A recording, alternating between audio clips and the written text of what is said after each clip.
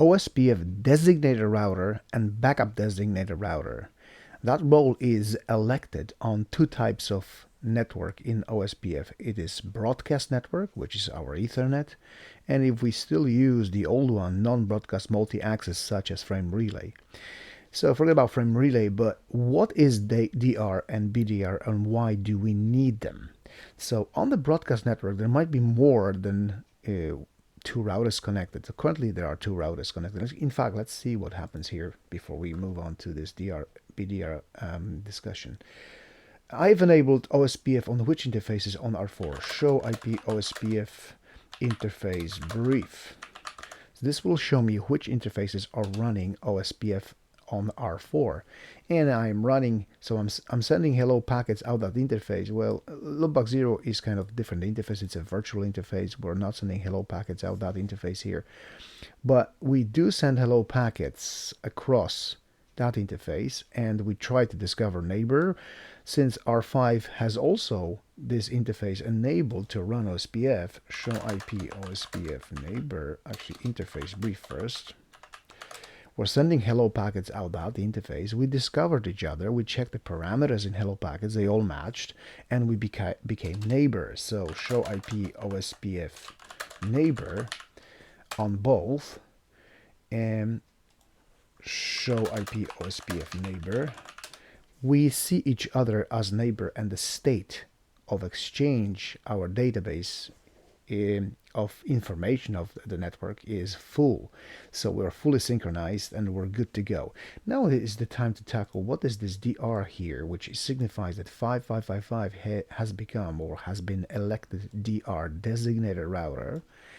And if I do the same thing here, the 4444 has become a backup designated router. If there was another router on the segment with the even lower ID than 4444, for example 3333, it would become something called DR other or drother. Now I'll simulate that maybe at some point, but for now, what is going to be the problem here is if it wasn't for these two guys, actually in particular for DR, which is the sort of like a central point in a broadcast network of a data distribution of the information about network distribution, we would have to have this distribution done in a very, very chaotic manner. Let me just go to the blog here, Cisco is easy.blogspot.com, and click the lesson, this one. So let's consider picture here that we have, okay, maybe first picture like that. If we were, let's say, to connect four routers within the same subnet, let's say 10.1.1.0/24, 1, 2, 3, 4, what we would have to do in OSPF, we would send the hello packets out of all interfaces, and so R1 discovers R2, R3, and R4. So each one of them discovers three neighbors. So the number of neighbor relationship built with four routers falls into this category of this formula. So n is number of routers. Four times 4 minus 1, which is 3, is 12, divided by 2, which is 6. So 6 associations would be built, 6 neighbor adjacencies would be built, but that's not even the worst part. The worst part would be this LSA. LSA, link state advertisement, is basically advertisement of a network that the router is aware of running OSPF, and we'll get into LSAs shortly in the next clip or two.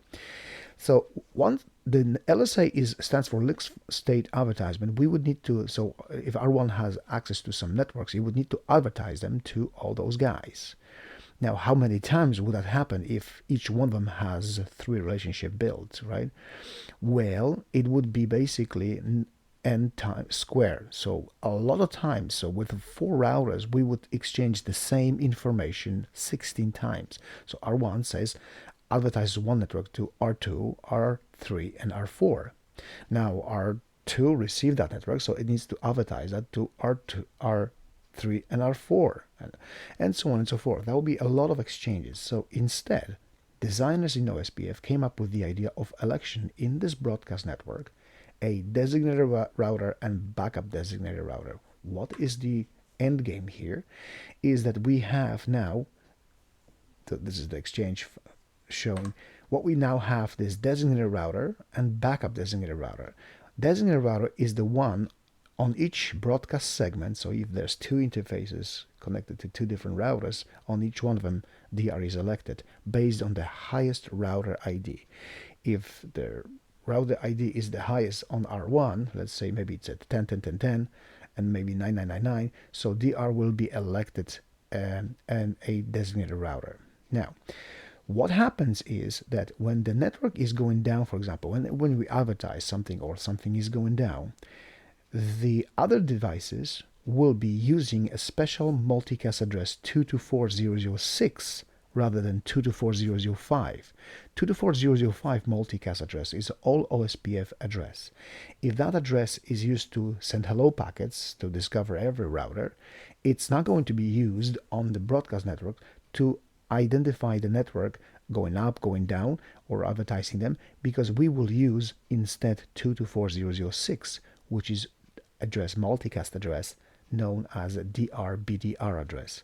So if, let's say, this interface is down or needs to be advertised as down or maybe advertised as up, the router 3, being DR other, will advertise this using 224.0.0.6, which only DR BDR are listening to. And DR role is to propagate this information to every other router. So when this, let's say, goes down, we send it to these two guys, and DR will pass this information using 224.0.0.5 to everybody else. So this is only done once. And that's why we have this election happening here, and that's why we see this DR.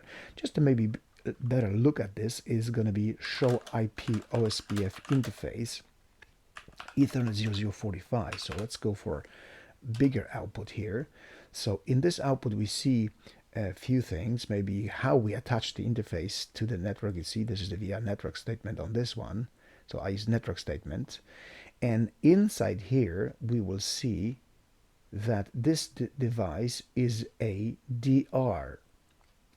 So designated router is 5555 on this subnet, on this link, and the backup designated router is 4444, which happens to be me. And the opposite will be on this one. So show IP OSPF interface E0045. If I go back, scroll back up a little bit here, I see that my ID is 5555 here.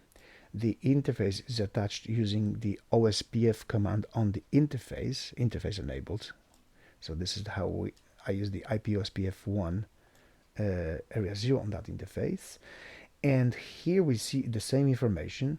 So designated router is 5555 and backup designated router is 4444. And that takes us to actually explaining different types of LSAs. So I'm going to do this in the next video clip because this one is getting long now. But the thing I want to mention here is that there's two different types of LSAs that will be advertised. Every router will advertise LSA type 1, which is describing every link running OSPF. And DR will be sending information about network using LSA type 2. LSA type 1 is going to be called a router LSA, and LSA type 2, which is only generated by DR, will be using LSA type 2, known as network LSA. One last thing is what happens if, let's say, on the link we lose DR. There's a re-election, so the backup designated router becomes automatically a DR. If there was another router coming in later to the party and maybe it had the highest IP address, once the DR is elected, BDR is elected, even if the new router has a higher router ID, becomes Drother. And upon losing, let's say, DR, BDR becomes DR, even though there would be a higher ID on the network, and that one would become a BDR. That's the way it goes.